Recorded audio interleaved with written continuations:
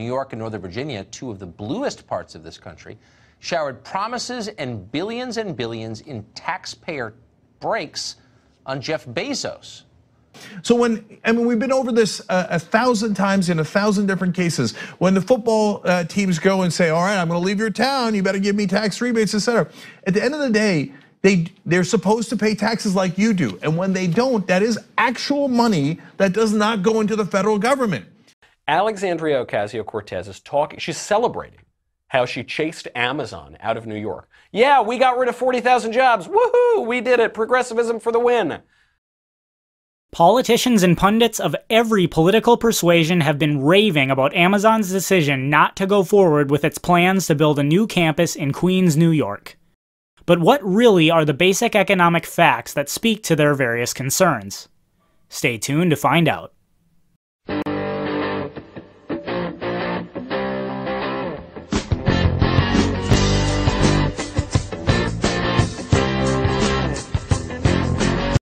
Hello everyone, this is My Two Cents. For this week's video, I had originally planned to address Alexandria Ocasio-Cortez's comments about Amazon's decision not to go forward with building a headquarters in New York. However, as I reviewed various political commentary ranging from Tucker Carlson to Cenk Uygur, it became clear that there are a number of basic economic principles that are being ignored in this discussion, even if various commentators are saying things that may be technically true about the Amazon HQ2 situation. Instead, I'm going to use this video to address three of the most common claims I see being floated around about the now botched deal between Amazon and New York. Like so many discussions about economic issues, all these so-called problems are not problems that stem from the deal itself, but problems that stem from government and its incessant need to try and manipulate the free decisions of consumers and businesses. Let's get into it. Claim number 1. The state of New York would have been cheated out of $3 billion if the Amazon deal had gone forward. Answer: this is false. New York was offering Amazon a tax break if it chose to build their headquarters in the state. In other words, New York was not offering to give Amazon a direct subsidy that it received from New York taxpayers. It was offering to allow Amazon to keep $3 billion in profits that it otherwise would have had to pay if it was held to the same tax standards that other businesses in New York are. Unlike what AOC said in her now infamous interview clip, New York did not save $3 billion as a result of losing the Amazon deal. They in fact lost all the tax revenue that they might have gained had Amazon built their facility. We were subsidizing those jobs. So for the city was paying for those jobs. So frankly, if we were willing to give Amazon willing to give away $3 billion for this deal, we could invest those $3 billion in our district ourselves if we wanted to. We could hire out more teachers, we can fix our subways, we can put a lot of people to work for that money if we wanted to. However, make no mistake, even though New York was offering a tax break as opposed to a direct subsidy, this is still an example of corporatism, or what is often called crony capitalism. When the government grants special favors to certain corporations that are not available to other corporations, the government is in effect trying to predict which corporations will be most beneficial to the economy, as opposed to allowing the consumers to make that decision in the free market. They're saying, the economy will be better off if business A is allowed to keep more of their profits, but will not be better off if business B is allowed to keep more of their profits. This, of course, makes it easier for business A to respond to consumer demand with the additional money they've been allowed to keep.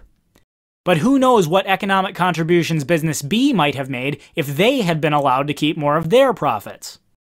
If the state of New York was really interested in stimulating economic growth and creating more jobs, they would have lowered the taxes on all businesses, not just large businesses like Amazon that they've come to believe are the most beneficial to the economy.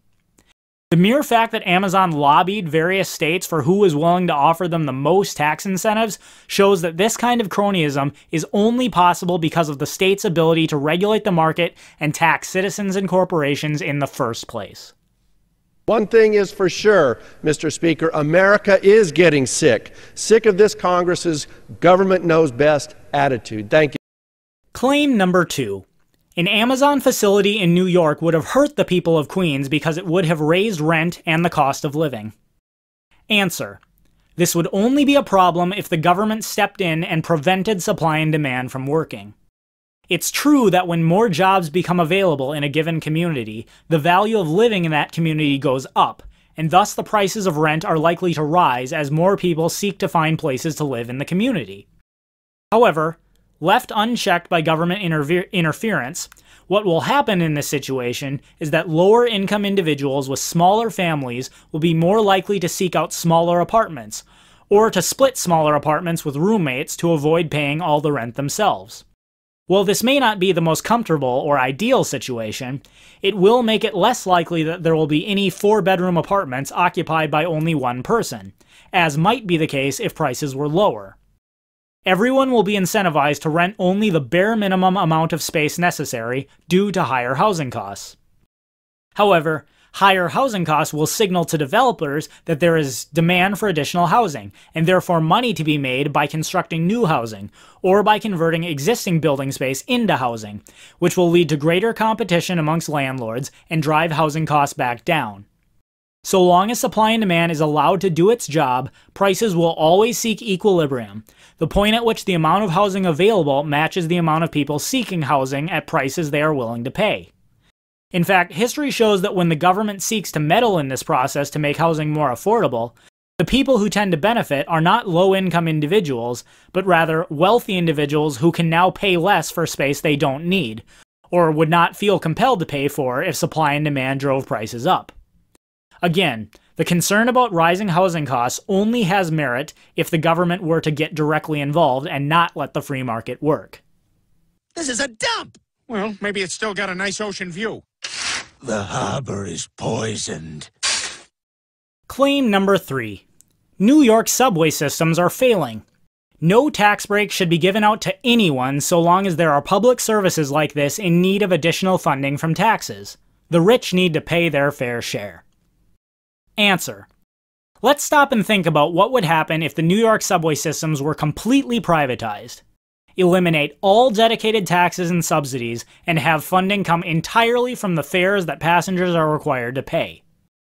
In such a system, if the system was found to be failing and overcrowded, the owners of the system would have no choice but to raise fares to whatever level was necessary to leave them with the necessary profits to repair existing tunnels and build new ones. Assuming customers were not deterred by these higher fares, the problem would be solved. If less people started using the subways as a result of the higher fares, it would signal to the owners that passengers had decided that the subway was a waste of resources and should be abandoned in favor of some other method of transportation. The problem that New York faces with failing utilities like the subway system stems directly from the fact that economic calculation cannot be properly done without voluntary consumers and prices set by supply and demand. In fact, Ludwig von Mises himself used the example of building a railway to illustrate this in his work Economic Calculation in the Socialist Commonwealth. Yet again, this is only a legitimate concern so long as the government attempts to fix the issue by force, forcing individuals and corporations to pay for a service they may or may not use through taxation. Out of the way! Nobody else matters! All right, you made it. If anyone would like to learn more, I recommend reading Basic Economics by Thomas Sowell, a book I've recommended many times in previous videos. When it comes to issues like Amazon HQ2 and other circumstances where the government seeks to involve itself in economic matters, the fact that is always overlooked is that there are never really solutions to economic problems, only trade-offs. If the government chooses to adopt policies intended to benefit business A, it will inevitably mean the cost of negative consequences for business B. If the government attempts to use taxpayer funds to repair the failing subway system, it will mean that those same funds cannot be spent on some other endeavor, such as housing or education. There are really no solutions to economic problems, only trade-offs. In a free market, you, the consumer, get to decide what your time and money is worth to you. If you think you're better off buying from Amazon as opposed to eBay, that is your decision to make.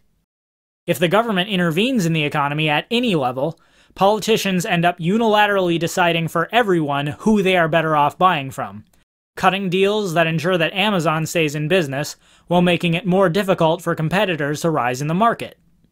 So the next time you hear a commentator talking about how New York should have gone forward with tax incentives for Amazon, or that New York was right to drive Amazon out, remember, if they care about real economic growth and success, they should be saying that New York should have shut up and said, Amazon is free to spend its own resources to build a facility where it sees fit, buying from people who voluntarily sell and hiring people who voluntarily apply. This is how it should be for every business everywhere. When will we learn? And that is my 2 cents. Take it for what it's worth. Thanks everyone for watching.